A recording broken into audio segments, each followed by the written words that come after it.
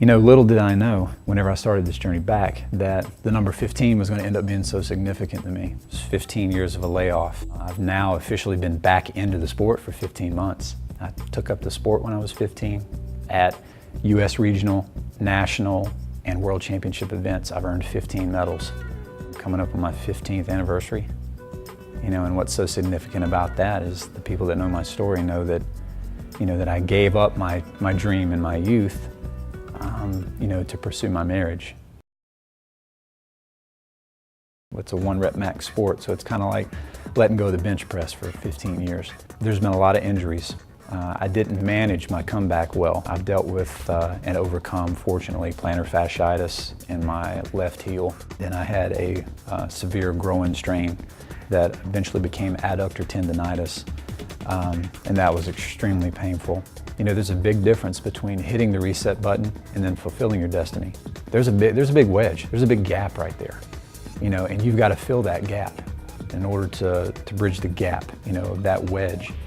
You know, it's just like being in the weight room, and you want to build that muscle, but that muscle has to be exposed to extreme conditions to be able to, number one, reset itself, and then number two, grow and get stronger.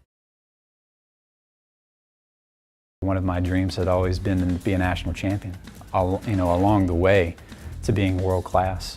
And I was very blessed at that meet to win 5 medals, but 3 golds.